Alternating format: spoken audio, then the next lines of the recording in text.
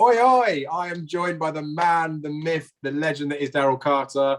Fortunately, I've managed to persuade him to keep some clothes on after the honeysuckle comment from last year. So, unfortunately, we won't be getting our baps out in this episode.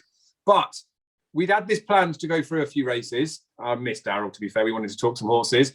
Then the Kennel Gate happened. Then Champs happened in the Long Walk Hurdle. So, it's kind of taken a bit of a swerve. So, the long and the short of it is Christmas time. I've already done a couple of videos about it. I like to see what people fancy in the grade ones, the Christmas stuff, because it is an informative time of year. Obviously, I always like to hear about Antepost views. And with Daryl doing his Betfair column, we're getting to see that on a weekly basis. So there's only so many races I better probe you for. So I think we're going to talk about the championship races, but we do also need to talk about something else, don't we? Yes, mate. We want to talk about John Bon, his win in the Kennel Gate. My tweet that I made, just it's easier to clear things up just from a video perspective, and who better to do it with than you, I guess. Wow, you're so nice, very nice. Well, what I'm going to do is, like, I want to get you in, like, because I reckon when I start poking you about John Bon, I reckon I can get you wound up. So I feel like, people can skip the video anyway if they want to just skip onto the John Bonny bit, but let's just quickly, because I don't think the championship race is going to take very long, let's just quickly skim through the championship race just so I can get your stance on where we are. Is there any point talking about the champion hurdle? No, not as far as I'm concerned. I went through it earlier again, and I just couldn't see anything other than honeysuckle. Of course, she's got to get there, but there's nothing really coming out of the woodwork, is there? Unless something happens like Appreciate it's going to go over hurdles, that would be very interesting. But I can't see that happening. No, really, Dave, the long and short of it. No, I think she's a good thing at this stage. Yep, sounds good to me. There will be some stuff that happens over Christmas, isn't there? Like Shard will probably go and win the Masters again. But like you say, unless she doesn't run, I think it's worth just swerving away from it till the time being, isn't it? Champion Chase then, like you were a massive Shishkin fan last year as well. I'm pretty sure you were Team Shishkin, not Team Energumene. Just because Nicky Henderson's obviously said that he's got massive, and then obviously he's not running in the Tingle Creek. I looked at that like, oh, classic Nicky Henderson. Every horse that he's got must be buried in manure over the summer because they all come back twice the fucking size, don't they? But maybe I'm reading into stuff that's probably not there. You know, I love to do that. Maybe Shishkin was just struggling to maybe fill that frame a little bit, which is why he wasn't showing the spark. I think there's something come out saying that he's had a clean scope, done an all right piece of work, or he's got another piece of work to do to see whether he runs in the Desert Orchid. If he doesn't run in that, he could go in the Clarence House Chase. We know that he likes to use the Game Spirit at Newbury if he can. But Champion Chase-wise, I reckon at the beginning of the season, before any of this happened, you would have been probably all over Shishkin. As it stands now, we've not seen Shishkin and Energumene come out and won. Chacun Poursoir ran Pants at Sandown. Grenadine obviously won at Tingle Creek. What do you think right now about the Champion Chase? Who do you think is going to win it? I don't know. It's between the top two in the market. I think Shishkin's an absolute beast. I really do. Going back and watching some of his runs from last year, it just, oh goodness me, it's just the power of him last year. Now, if he's filled that frame, as reports are suggesting, then my God, if he's got more improvement to come, he's going to be an absolute monster again this year. I do like Energumene, though. I think he's a very worthy rival. I think this could be tactically very interesting in terms of Energumene at Cork on his reappearance went out and relentlessly wanted the lead, relentlessly made the gallop. The time figure they did from like the third fence right round to the second last was unbelievable. Like, it was relentless gallop in comparison to Concertista, who won over the same distance on the same card. It was ridiculously relentless. For me, what I took from that Cork run was not that he was so impressive, this, that, and the other, was the fact that those are going to be the tactics that they're going to deploy at Cheltenham. Now, I went through the Queen Mother Champion Chase to see how much pace there actually was in the race. There's not a lot. There's not a lot of pace really in the race. I know people are going to say All Mankind, etc. All Mankind threw the toys out of the pram in the Arkle when he was took it on for the lead, and I don't think he's as good as those two at the top of the market. I can't really see too much else going to take him on for the lead. They just couldn't get near him really at Cork after about 4 fences. His jumping is very fluid. He's just a very, very good horse. Now, the issue I have with Shishkin, not so much an issue, is that he's going to give him a head start, obviously, if Energumene's going to make the running. how far back is Nico going to sit on Shishkin? Because you don't want to give this horse too much rope. That is absolutely for sure. Because one mistake, you're not going to make up that ground on an Ergamine, and that could be the difference on the day. A mistake between the two. I don't like anything else in the race other than the two at the top of the market. I know that's a little bit boring to say, but I thought Grenadine's win in the Tingle Creek, I thought it was much to about nothing really. Edwardstone was actually much quicker than Grenadine that day, and I think he loves Sandown. Shackle Boursois definitely wasn't at his best that day in the Tingle Creek, but you've now got question marks over him travelling to the UK, travelling to England with that performance last year at Cheltenham being below par, and now his second run over here at Sandown being below par. So he's got a few question marks to answer for me. The rest of these shouldn't really be good enough to get near the top two in the market. I think there's very little value in this particular race at the moment. I think we know what we're going to get. I think a lot of other horses are going to sort of veer off perhaps to the Ryanair Step Up and Trip because they're going to want to avoid these two. I just could see an Ergamine getting a really soft lead in front, and I think that could be the difference between Shishkin winning or losing, depending on how far he sits off that lead. It's going to be a fascinating race tactically. I don't think it's a better race for me at the minute. I can see them going off, to be honest, 2-1 joints or something like that, 7-4 joints. It's going to be very, very interesting. They're both very good horses. I do think Shishkin is the better horse, but I think it's going to come down to tactics on the day, and that means it's going to be a race to wait for the day and let's see the final field. Let's see what's going to happen. Yeah, I think that's a fair surmise of it, to be fair, because obviously the fact that we haven't seen Shishkin and everything hasn't been right with him isn't obviously ideal, is it? Nicky wanted to start him in the Tingle Creek. Obviously, it's far enough away from Cheltenham that hopefully it won't affect him, but this obviously he's going into open company now. I know like Penhill won the Stairs, didn't he, after winning the Albert Bartlett on like a comeback run, and I'm pretty sure Nicky Henderson, I think he'd do it. I reckon even if he couldn't get a run into Shishkin like he wants to, I think he would send him straight there. So I think as long as Shishkin's fit on the day, he'll turn up. But I'm just starting to feel like a Ergamine's like it's all like the market isn't completely like it, because obviously Shishkin still takes up a chunk of it. But I feel like it's almost being priced up a little bit. Like imagine Shishkin doesn't turn up already. Like a Ergamine for me, 5-2.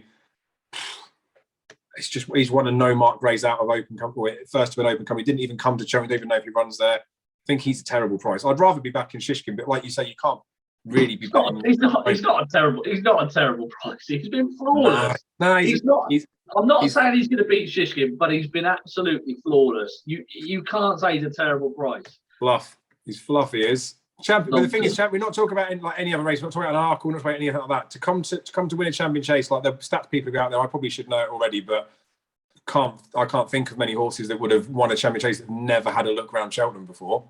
So that's like that's very true. And the fact that you probably you need to know how he's going to travel outside of Ireland, because he's not left, is he really? No. So that is a question mark. He's a good horse. Chacon Boursois, I got told something by someone. I'm sure a few people see it knocking about. I think there's a. I want to say chestnut. I think it's known as Night Eye. There's a toe, like in underneath the hoof. It's basically like a toe, like a horse. I think they have a few of them under there. But I think he lost a toe, or he's had to have it removed after Sandown. So like it's a significant thing. Like I know, I'm with you. Like I don't think he travels. I don't think it was the hill. But I'm just wondering, like, if they get that fixed, apparently it's like the similar, like if you put it in human terms, it'd be like a long distance runner, like losing a toenail. So it's not like a significant thing after. But I said to the same guy after, a long distance runner that loses a toenail doesn't lose the race. But wherever it is, like there's a bit of an excuse for like something else that's gone up. Well, what's the excuse for the Cheltenham Festival? Well, no, but I'm not fussed about Cheltenham. But all I'm thinking is I can see like Willie does like to split them up, doesn't he? Because he's done it before with like Undersows and Mins and things like that. There's a Clarence House chase over here, isn't there, that he's sent Undersow over numerous times. So he could test the water with either Chacon again or with Undersow with an Ergamine if he wants to split the pair of them up if they're both fit and running. But I like the Chacon performance at Sandown wasn't him. His Cheltenham run was pretty decent, but obviously just didn't get up the hill. Like I still think Chacon's the best 2-miler in Ireland. The way he spanked Allaho at Punchestown, I suspect that Willie will probably keep him apart. But I'd love to see Chacon Boursois go up against an Ergamine before Cheltenham, because I think Chacon will beat him. And then as soon as he's beaten, Shishkin's a 10s on shot. I love Shishkin, mate, but I'm just, there's just Yeah, some. all right. If an Ergamine, let's just say, let's just play this theoretically. If an Ergamine comes over in January, trials day, I don't even know there's a race for him. Or he comes over The Clarence this House, side. maybe, yeah. Oh yeah, sorry, comes over this side of the water and he wins, right? And we still haven't seen Chishkin. Oh yeah. Does he? Does he go? Does he go favourite? But this will be the interesting thing because Nicky's mentioned the Clarence House as a potential race if Shishkin doesn't run in the Desert Orchid. And like I say, because Willie likes to send one, Willie could send over Chacun just to try and scare Shishkin off again, couldn't he?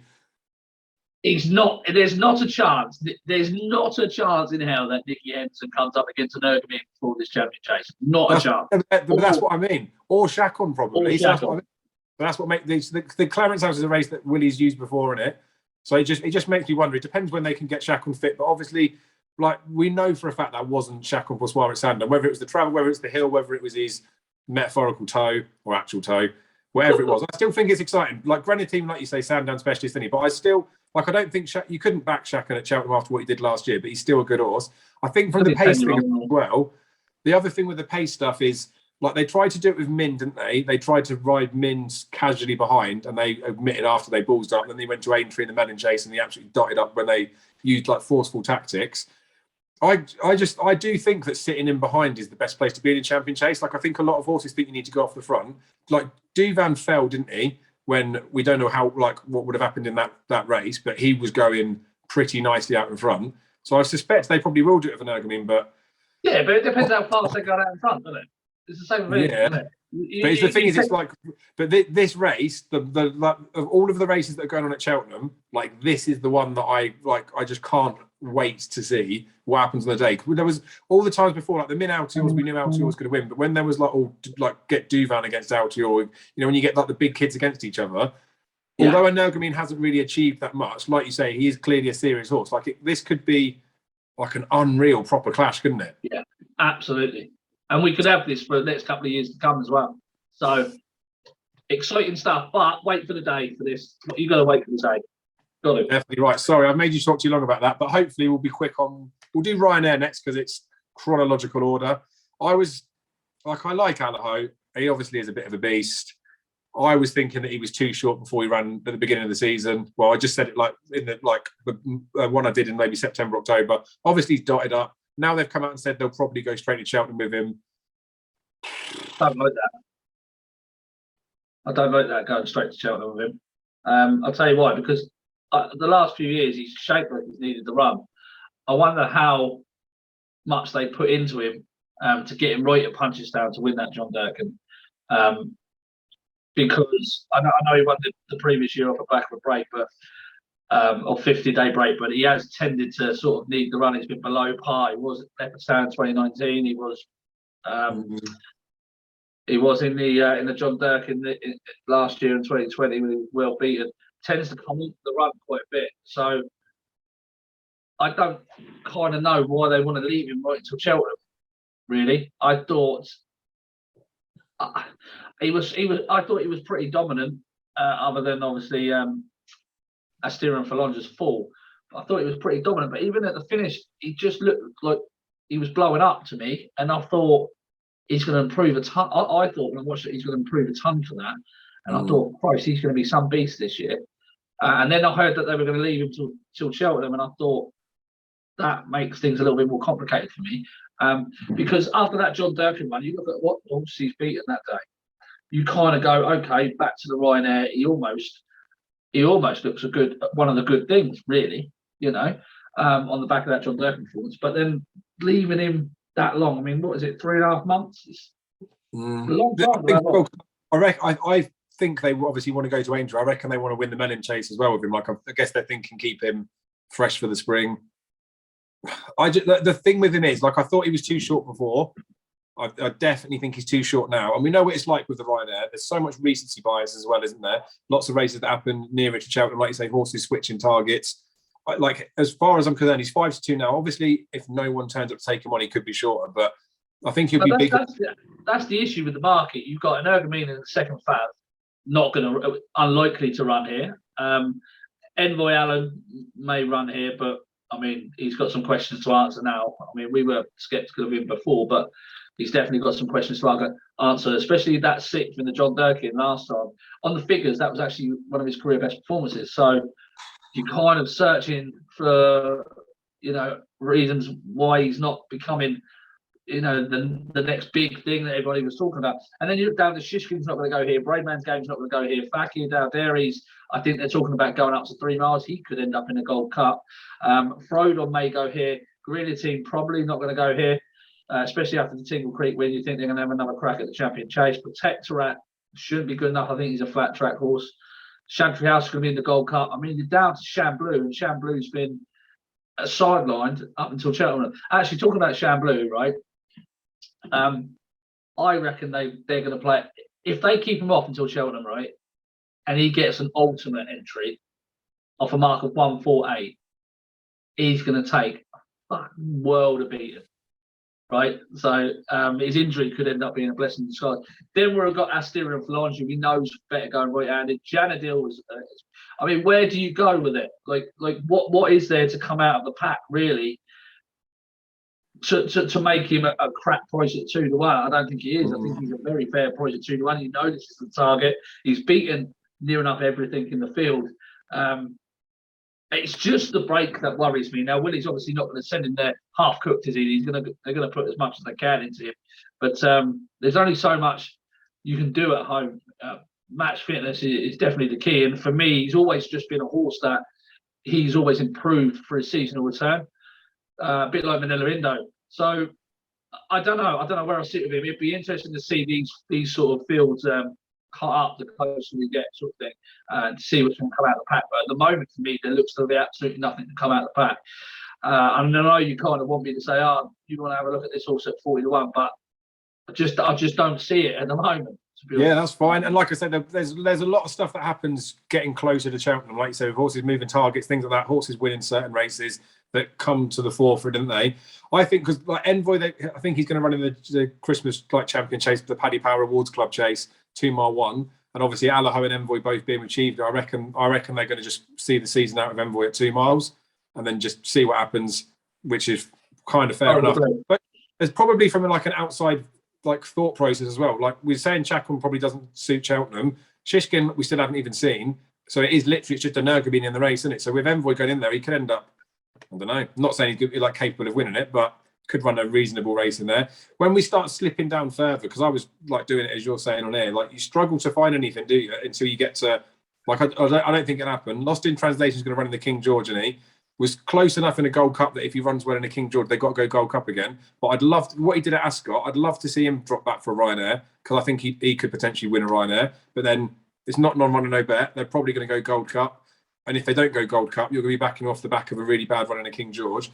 There's going to be something like a big price that is going to start ticking some boxes that people might be interested in, but I can't. Just next couple of weeks to happen. Get Christmas out of the way, and then all of a sudden we could go, Lost in Translation. That he was beaten fair and square by whoever in the King George, and let's have a look at the Ryanair for him. That would be a fair angle, I guess. But yeah, it's just in my head. I like, as much as I like Allaho, I just think the price about him is probably too short. Again, it's all down to opinion in it. But again, when we look at the list, I just think that for likely runners that could be there, they're all going to be 20 to 1 plus now, aren't they? I'm not having any Antepost bets this season, so it's almost pointless when I keep doing these videos talking about it. But I think if I was looking at betting, that's the sort of race where I'd be thinking maybe that's the start of a block bet, because I reckon you could put 3 or 4 in there. The thing is, what I'm talking about, there's no non-run, no bet. Bet365 might do it after Christmas, and then all of a sudden, once you get non-run, no bet for these Ryanair markets, some of the prices will shrink. So if people are thinking about doing the block bets, trying to take the prices, as much as non-run, no bet's good because you get your money back, some of these 33 to 1 pokes will go down to 5, 6 to 1, wouldn't they? Just because it's non-run, no bet. Yeah, providing you're worthy enough to have a Bet365 account. Sadly, I've still got one. So, Stayers Hurdle. Hopefully this will be quick because your child. Yes, thankfully. My goodness me, he actually put his best foot forward, showed his worth, didn't he? I love him. I really, really do love him, as everybody knows. I just love the way today at Ascot he sort of got to. He didn't really do a tap in front, did he? Thought he'd done enough. Time Hill comes up beside him, and then he goes, "Okay, I better pull out a bit more." and he does it. And then there was just a moment where he crossed the line today where I thought he's got a good bit in hand here. He was quite keen early on. He travelled through the race lovely. He jumped nice. It was very straightforward for Champ. In terms of Champ, like, he's not known to be straightforward. I think he'll be much better going left-handed. I think he'll see out the trip really strongly. I think a stronger pace, a championship pace at Cheltenham will definitely suit him. I mean, look, his form has worked out each and every way you look. His RSA win, you couldn't ask for much more. A Gold Cup winner in second, Ryanair winner in third. I just think he's a very, very good horse. I'm not really buying into this whole back injury thing and this tweak to his back and do what you like. I don't really care about all that sort of stuff. I'm interested in what's on the proof in the pudding, what's on the paper. I don't care about that. I don't think that was the issue with him in the Gold Cup. I just think he's a terrible jumper of a fence, really. When you watched him last year, even in his novice season, he looked like he was struggling to go at pace over fences. Now, that's silly to say because he was second in the game Spirit Chase, but I'm talking about in his novice season the previous year. Even when he watched him at Cheltenham, when he was going to win going away from Midnight Shadow, who subsequently won the Paddy Power this year, it just never looked comfortable at any stage. Never looked comfortable at any stage. On the approach to the fence, his stride was never right.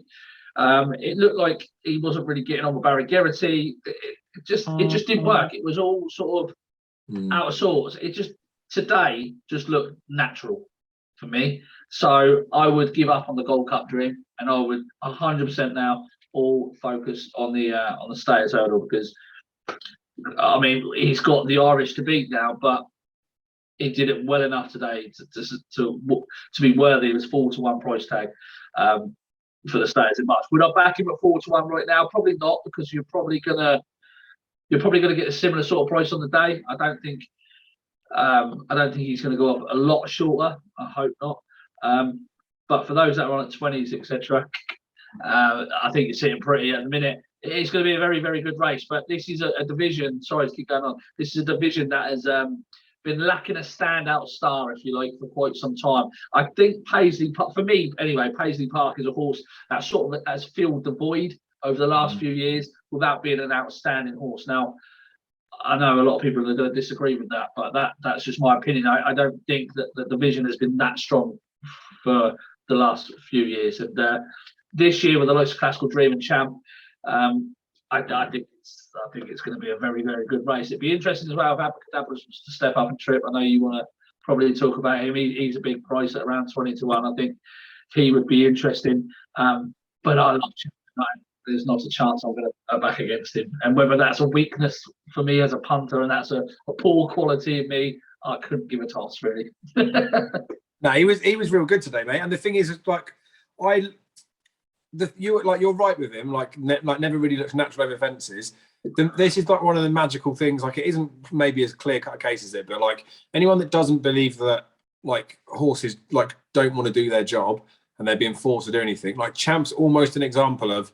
Like I don't actually really want to go over a fence. Like, it was bored. Not saying like never, no way was that saying they were forcing him to do anything that he didn't really want to do. But there was just a part of him just thinking, I can see there's smaller jumps over there. Why the fuck are we going over these ones? Exactly. He was like whether he was just being obstructive with it. But the thing is, like, if he'd have continued on his normal trajectory, we could obviously put a line for the Gold Cup.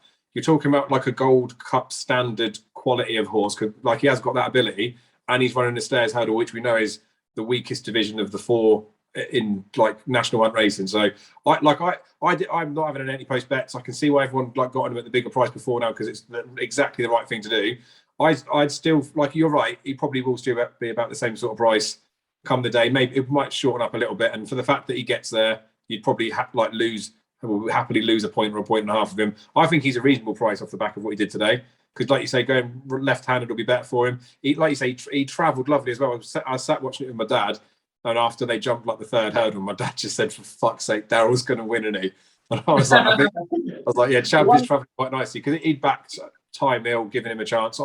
He was better today, Ty Mill, wouldn't he? But, yeah, he was much better. But yeah, Champ does look like very decent for a Stayers hurdle. Abracadabras, I just thought it was too big a price. he'll run at Christmas. Probably he's not good enough to be champ on his day. It's nice to see him come here. I like it because the Stayers Hurdle does get the bad press of being the shit division. I like when the good horses come here, and I've got no qualms with a chaser coming back over hurdles. It's when like Thistlecrack, when they sent him over fences, it was a shame because he could have just won Stayers Hurdle. And obviously, it's unfortunately he gets the injury because he could have gone and won a Gold Cup. But like with Paisley, they've sort of done like the opposite of what Thistlecrack's scenario was. Like this season, why would you not send him over fences and if it didn't pan out, then come back to the Stayers rather than run him in the Stayers? Think about chasing. He gets beat, never go chasing, and now what does he do with him? They can't send him novice chasing in the new year. It's balmy. Well, the thing with Paisley, what I just didn't like, I just didn't like the way that he progressed through the handicap ranks for me personally. You know what I mean, Harry? You know what I mean, Harry? Yeah, I know, but it's and I just thought I remember the day he won at Haydock when he came flying from the rear and won. I thought, my God, he's a good horse, and then he sort of scraped time again next time, and then all of a sudden I just thought the transition from handicapper to Grade 1 Stayers Hurdle winner was just far too quick. Yeah. And for me, it reflected more on the division rather than reflected more on how good the horse was. Yeah, definitely. So that was sort of my take on it. It's not that I dislike him, and I think now with Paisley, they're sort of trying every single option they can to try and spark some sort of life back into him. And perhaps he's just coming up against slightly better horses now. Yes, that's the thing. So I don't think they are doing everything they can. Like I know they're doing the best thing by the horse. So like the I mean, in terms of headgear and yeah, but you know, like when Forheen went novice chasing, didn't he, at the age that he did? With these horses, like especially with Paisley putting up at Aintree after as well, had the heart issue before. Like for whatever it is, like Grade 1 company, like an open company, regardless of being the lowest division in the National Hunt Racing, it's fucking hard. Like Champ's a 160s horse that's gone and won there. He's beaten like hardy horses. With Forheen the age that he was, sending him like over fences, it's a cakewalk for some of these top class horses because you're taking on 120s, 130s horses. So I think with Paisley they should have sent him chasing, and if it didn't work out, you can always revert back to hurdles after. And I think they ballsed it up this season, and she's just going to be too stubborn because there's no point sending him over fences now, and I think he'll be too old to do it next year. But never mind. You were semi right about him that season for the Stayers because you weren't keen on him to win it the year that he did. But again, that's the thing. The difference between you is like your view and my view was I thought he had a chance, and then the next season I thought he had another chance. Whereas you sort of saw it in advance that he just filled a shit year of Stayers Hurdle, didn't he? Anywho, we'll move on to the Gold Cup because I know you've got supper in a little while. Gold Cup should be pretty straightforward, shouldn't it? Monkfish. Oh no more monkfish. Did you cry a little bit? Yeah, a little bit. I was a little bit disappointed with him when he got beat by Corey at the end of last season. Oh yeah. And then I sort of went back with Monkfish and I sort of watched his novice chase back, and I just sort of thought he's another one that doesn't really look, for his size and the scope, he's another one that will really look too natural over fences. Definitely not at Cheltenham. We didn't. Yeah, so perhaps it's a godsend. In terms of this year's Gold Cup, I got Manila Indo on quite. I've never really backed Manila Indo before this season. I've got him on quite a few Antepost slips, and the reason is because I didn't think it was going to be that deep again this year. I didn't think there was going to be too much to come out of the woodwork. Now, I still don't think it's going to be that deep, but I think a Plutard is improving at an extremely fast rate of knots. That Haydock performance I thought was remarkable. Really, Rachel Blackmore took a pull 2 out, 3 out, and 2 out, and then just ran away with the contest. He's so unexposed over 3 miles. He's gotten within 1.25 lengths of Manila Indo last year's Gold Cup, and you kind of thought with another 50, 60 yards, he probably would have got up, you know. I like it. I like a Plutarch quite a lot. I don't like the price at 5-2 because I'm trying to think of this. We've got 3.5 months to get there. You know, you've just seen what happened to Buzz, for example, yesterday. He broke his pelvis. He's no longer going to get to the festival. It does get to the end of December, beginning of January, we start hearing these stories that people are not going to make it. So taking anything 5-2-ish at the top of the market is just a no-no, but especially in the Gold Cup because, look, he's going to, you know, it's the Cheltenham Gold Cup. He's not going to go off a short price favourite for me. He'll probably go off joints with Manila Indo, regardless of what he does between now and then. Everybody knows. Well, Manila Indo, for example, is going to come out and win, and put that Down Royal performance right. But the fact that Manila Indo was beaten by Frodon 5 lengths at Down Royal, and it's still second 9 to 2 for the Gold Cup, just goes to show that everyone expects Manila Indo to improve from that seasonal return, like he has done in the past quite a few times. If he doesn't, he's going to drift, and perhaps then a Plutarch's going to shorten. But if he does, then a Plutarch's going to come back out in the betting. I mean, you can tell by the way I'm talking, I've got it between the two. I really have. I really have got it between the two. I think it's going to be a great race. I like Chantry House. I think Chantry House is a very interesting horse. I don't know what it is with him. I don't know what it is with him, Dave. I don't think he's quick enough. And that sounds silly. Yeah, but no. A Gold Cup is a grueling test of stamina. But you know what I mean? He's not quick enough over them fences. And I just think the likes of Manila Indo and a Plutarch have got that burst of speed. They've got that turn of foot. They can change a race between 4 and 3 out. And I think Chantry has to get left behind. I really do. I like him a lot, but I really think it's going back to the Irish, and I think it's between the top two in the market. And at the minute, I am quite struggling to find in a lot of these races any sort of value at bigger prices. And this is certainly not one of the races that I can. Perhaps other than Galvin, who I'm a big fan of Galvin. I love him a lot, and he loves Cheltenham. And if it was okay ground, if it was good ground, good soft ground, I think you'd be worried about him, whoever you've backed, travelling the way he travels for a race, coming down that hill, because he's going to stay all day. So he's very interesting. He's at 20 to 1. I mean, it slightly annoys me that he was 50s and whatever earlier in the year, but still think at 20 to 1, I could see him quite easily making the first 3 or 4. So, yeah. I'm so excited, Dave. I'm it's so good, excited for it. The best thing is, mate, I've been biting my tongue the whole way through it, is we're going to find out literally in the next 10 days. A Plutarch's basically priced like he's going to win the Savills Chase, which he probably should go and do, which is fine. Manila Indo's priced as though he's already bloody won the King George, and by the sounds of you think he probably will. This is where it will get exciting, because obviously Chantry House is going to take him on. A steering full on, like you said, we've got to go right-handed, so it's pointless with him in the King George, but he's like an exciting one that's in there. But the King George is going to be decent. The Christmas races are going to be good. This is always a race, like you said, there will never be anything that's really that short in the race. I don't think. I just quickly butt in, Dave. I don't think Manila Indo right-handed is for me. So then you'll get a bigger price after he gets battered in the King George by Chantry House, and then Chantry House has got the speed. Plot twist, all goes over the place. And then Galvin beats a Plutarch. Delta Work's going to beat him in the Savills Chase. Delta Work's 33s at the minute for the Gold Cup. Oh, mate, Delta Work. It's cost me a fortune over the years, yes. Yeah, I like him. Manila Indo's a horse that, I don't know. It's horrific of me to say it out loud, isn't it? Considering he won the Gold Cup, but there's just a couple of times with him where I don't know. I feel like he sometimes goes a little bit missing. I know Leopardstown's twice he's ballsed up a little bit. So, no, but Leopardstown, there's a couple of times he was poor there, but he is decent, but I just don't know. He's fairly lightly raced considering he's won a Gold Cup. He's only had 9 spins over fences, isn't he? But it'd just be interesting to see him in the King George. I think if he's going to win the Gold Cup, then I would expect that he needs to be winning that King George super cozy.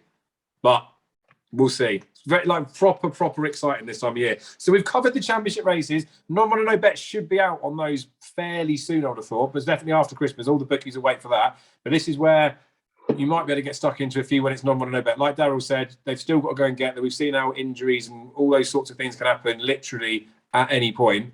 So I think if you bet on the championship races, especially like the Gold Cup, the bookies won't shorten too many in the Gold Cup because they know that it's a big market. And even if they lose a few quid Antepost, they know on the day from your casual punters in the betting shops, all that sort of stuff, they'll get it back. So they tend to hold firm in there. So maybe just wait for some non-mono bet, and we'll have had those races at Christmas, won't we, to view in as well. So I think that's the championship races done. Is there anything else you wanted to cover?